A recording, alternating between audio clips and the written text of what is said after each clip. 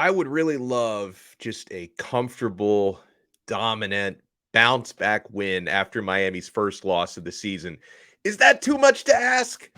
You are Locked On Canes, your daily podcast on the Miami Hurricanes, part of the Locked On Podcast Network, your team every day.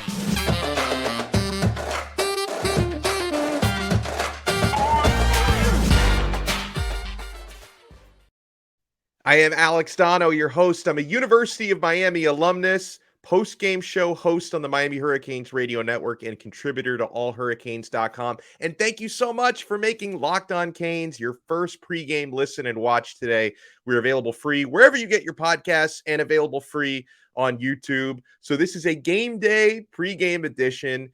Your Miami Hurricanes today, Saturday, 24th of September, year of our Lord 2022. Will be hosting the Middle Tennessee State Blue Raiders, 3:30 p.m.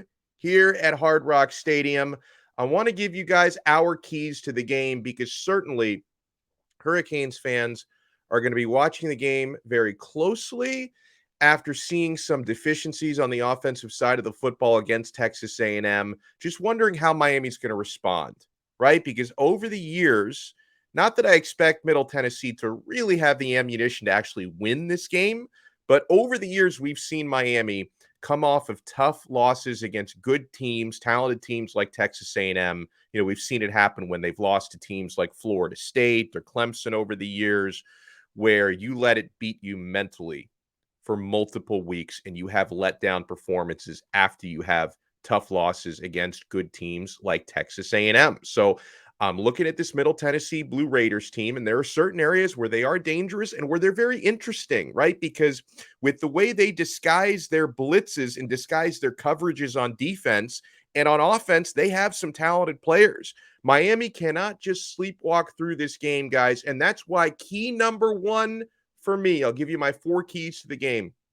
Number one, I need to see Miami start better and start faster, especially on defense. And I know the defense is ahead of the offense right now overall, but all 3 games Miami has played in so far, they've started very slow on defense. The coverage have been soft in the first drive. The tackling is usually not great the first drive. They start slow before they clamp down later in the game. They started especially slow on defense against Southern Miss 2 weeks ago. Miami was down. The offense wasn't good the first half either, by the way, but Miami was down 7-3 for most of the first half against Southern Miss.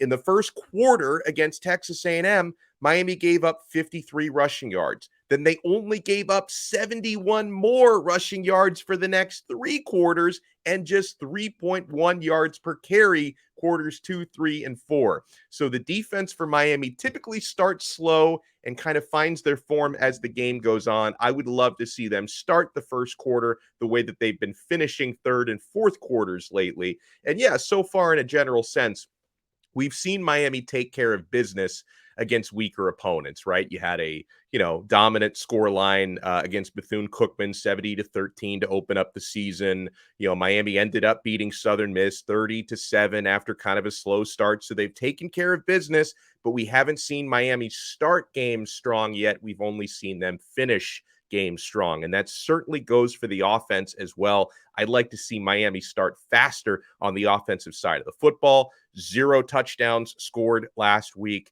And in the first half against Southern Miss a couple of weeks ago, Miami only managed to score 10 points in that first half. So they have got to do better. Key number 2 for me. This is something Miami's been doing well. We need to see it continue. Win at the line of scrimmage. Yes, so far the Hurricanes have done well here on both sides of the football.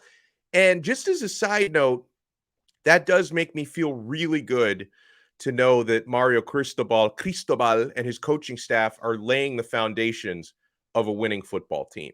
Because the spine of every great team, Miami's not a great team yet, but the spine of every great team comes from the trench play.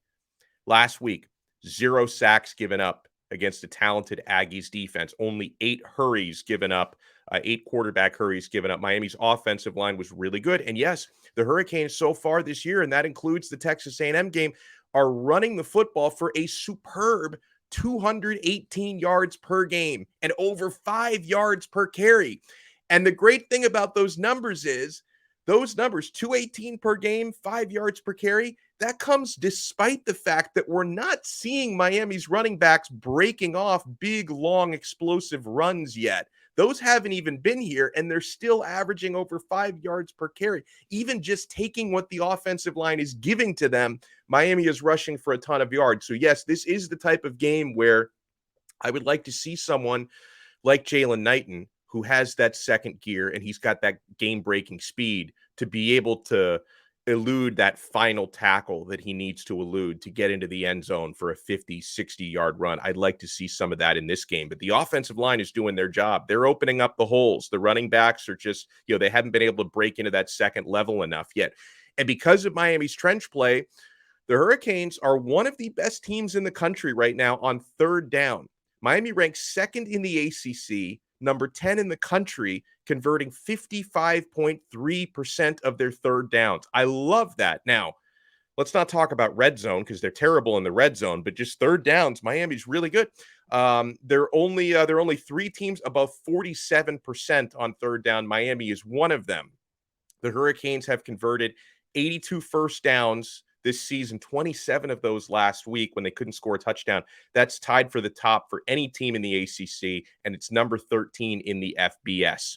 The Hurricanes are able to, they're able to win on over 55% of their third downs this year because they're moving the ball so well on first and second down.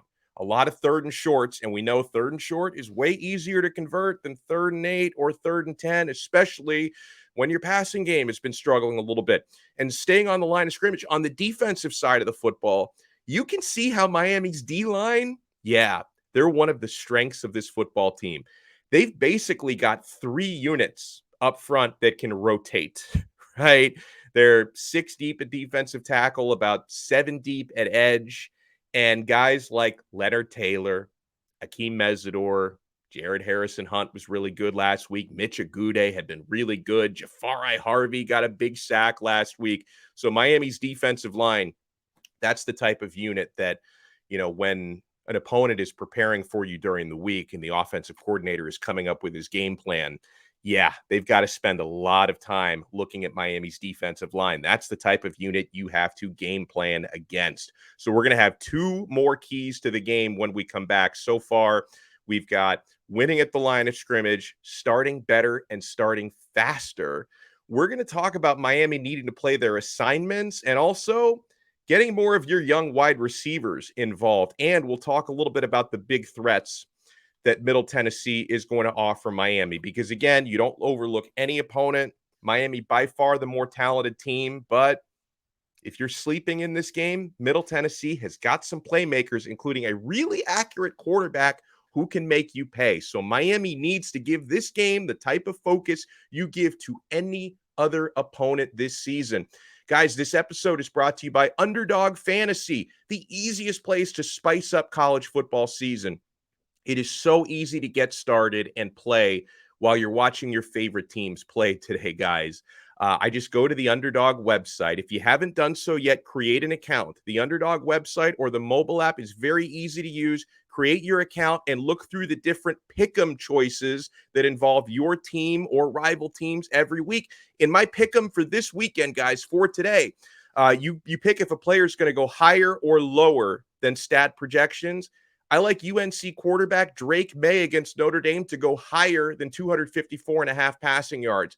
I'm going to take Notre Dame starting quarterback Drew Pine, very inexperienced. Notre Dame's not a great team. I'm going to pick him to go lower than 217.5 passing yards. And I like Louisville quarterback Malik Cunningham, who's electric running the football, over 95.5 rushing yards today against USF. So that's what my pick'em slip looks like this weekend at Underdog Fantasy. And guys, go to Underdog, make your own picks like I just did. If you think I'm bad luck, you want to fade my picks or you want to use my picks, go ahead, man. It's easy to play and it's available in over 30 states. Just pick between 2 and 5 players across any team, not just your Canes, and decide if they're going to finish higher or lower. One of the easiest fantasy to play games out there, and you can win cold hard cash in a single game. So sign up. When you sign up at Underdog, make sure you use my promo code Locked On. That's all one word, by the way. Underdog will double your first deposit up to $100 with my code Locked On. Deposit $100, get $100 free. Go to UnderdogFantasy.com or find the Underdog Fantasy app in the App Store or the Google Play Store. That's Underdog Fantasy, promo code Locked On. Get in on the college football pick'em action today. Thank you for making Locked On Canes your first game day listen and watch today. Available free wherever you get your podcasts and available free on YouTube. Part of the awesome Locked On Podcast Network. Your team every day. So key number 3 for me, Miami against Middle Tennessee, 3:30 p.m. today, Saturday, September 24th. Key number 3, Hurricanes have to play assignment football and trust your coaching, because I think that's still a big area on both sides of the football, because you're learning a new offense and a new defense. Of course, they've had plenty of time to install spring football, fall camp, and all that, but they're still improving the influence of coaching. They're still improving that from game day to game day. And I say that because Mario Cristobal told us after the Texas A&M game, for as good as the defense was last week, because the defense played well enough to win, the offense didn't, okay?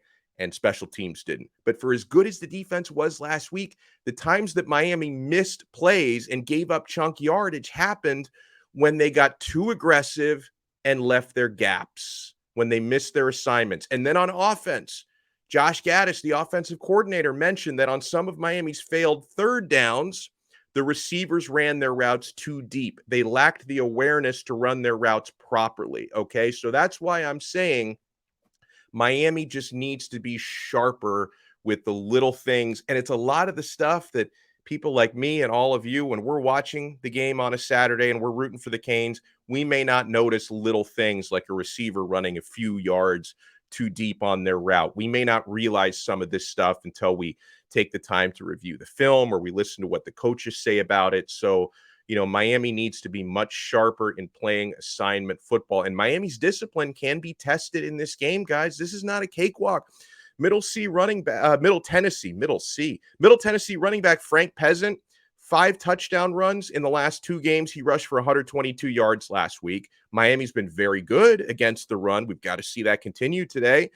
And yeah, they've got some weapons on offense. They've got a couple of really talented receivers. Watch out for Yusuf Ali and Isaiah Gathings. Gathings has 20 catches in 3 games this season. Their quarterback, Chase Cunningham, the guy's putting up numbers. He is. If Miami's defensive backfield plays as well as they did last week, I'm not too worried. But Chase Cunningham is a good Conference USA quarterback, most accurate passer in the conference right now in his conference. He's more athletic and quick than the quarterback you faced last week. Cunningham can run a little bit. Max Johnson from Texas A&M couldn't. So Miami needs to show us again they can contain quarterbacks. Cunningham's not going to run as much as some of the quarterbacks Miami saw earlier this year, but he can hurt you with your legs if you're not playing assignment football. And defensively for the Blue Raiders, they've got a pretty solid highlight reel of defensive plays this season. They blitz well, very aggressive. They force a lot of turnovers. Mario Cristobal said this week that Middle Tennessee, they disguise their blitzes and their coverages very well. So I don't want to see any Tyler Van Dyke interceptions today, okay? Middle Tennessee's coach has been there so long that Cristobal has actually faced him 6 times while he was at FIU. And the Blue Raiders won 4 out of those 6, by the way. So they've actually got a winning record against Mario Cristobal. I am expecting Cristobal to take this one today. So that was key number 3, assignment football. Key number 4. This is something I think we all want to see coming out of the disappointing offensive output against Texas A&M. Get your young receivers involved.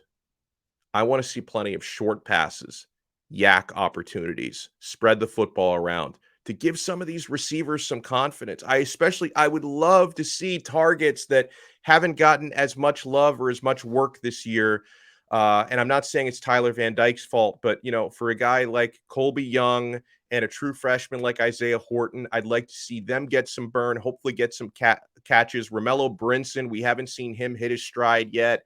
Frank Ladson, I know Ladson's not young, but, Ladson has been not utilized a whole lot. Yeah, again, that could be his fault, not coaches or Tyler Van Dyke's fault. But Frank Ladson, who transferred in from Clemson, has basically been on a milk carton so far this season. He did get 20 offensive snaps last week, but 0 catches against Texas A&M. I'd like to see Ladson get involved because, listen, we need to see somebody step up in this receiving core. It was thin to begin with, and they've had terrible luck. Xavier Restrepo out for several more weeks.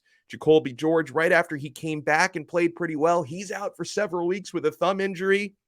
So hopefully multiple receivers step up. And I think getting these guys a lot of catches and a lot of rhythm in an actual game would be the best way to put somebody in position to step up. And listen, as a side note, I'm hoping that this game is a comfortable enough win where Miami's up big in the fourth quarter that you can get Jake Garcia some snaps in the fourth quarter, right? I mean, you're not going to have too many more games like this, right? It's all ACC the rest of the way. So we may not see Jake Garcia after today if he can get in, perhaps against Georgia Tech, because Georgia Tech looks terrible. But even Duke looks better than expected this year. So this could be like one of the either the final or second to last opportunity to get your backup quarterback some reps, because, you know, at some point next year or the year after, Jake Garcia is going to be the starting quarterback for this football team. So I want to see him involved. And then you could say the final key to the game, you know, I'll say this is an honorable mention. I left it off my list because it's so obvious. Score some freaking touchdowns. Like, please. I don't want, you know, I would love it. I would love it if the only time we see Andy Borregales is just kicking extra points, hopefully several of them, like give me 7, 8, 9 extra points. And I hope like the only time we see Lou Headley is holding extra points, right? You remember week 1 against Bethune-Cookman, Lou Headley didn't have a single punt. Let's try to do that again. Like, I don't want to have to see Headley. I don't want to have to see like kickoffs. Extra points are the only times I want to see Andy Borregales on the field. So, you know, all those missed red zone opportunities last week, let's turn those into touchdowns. And I'm very curious. Oh, you know what? Let me go back to key number 4, because I really should have mentioned this. When I'm talking about getting young receivers involved, I don't know how I skipped over this point because we talked about it a lot on Thursday and Friday's episodes. I would like to see Jaleel Skinner, you know, the true freshman tight end. I would like to see him get on the field and get some more reps and opportunities to make catches. We talked a lot about Jaleel Skinner with Malik Rozier, former Miami Hurricanes quarterback, who joined us on Thursday's episode. And listen, like you can get him on the field as an extra tight end without having to technically use him as a wide receiver, you know, to keep the transition more simple for him. So you can get Jaleel Skinner on the field. He's 6'5", very athletic and quick. You know, he did have some struggles in fall camp catching the football consistently. So that could maybe still be an issue for him as an 18-year-old true freshman, but he creates mismatches with his size and his length and his speed. Get him on the field. He's going to be a very difficult guy to cover for Middle Tennessee. So I would love to see Jaleel Skinner get more catches and more confidence. And yeah, 6'5", he could be a nice red zone target. Let's score some touchdowns today, boys. I don't want to see another game. Not that you would expect this against Middle Tennessee, but I don't want to see a lot of like, you know, failed third downs at the 4-yard line and lining up Borregales. Let's turn our red zone trips into end zone trips, okay? And let's get out of this game injury-free. Of course, Miami's going to have some time to rest after this one. After Middle Tennessee this afternoon, bye week before North Carolina at home on the 8th of October. So stay healthy, win comfortably. Let's go Canes. And thank you guys so much for making this pregame episode your first listen and your first watch today. Make sure you make Locked On ACC your second listen. Candace Cooper does an awesome job. I join her every Thursday on Locked On ACC. We are part of the awesome Locked On Podcast Network, your team every day.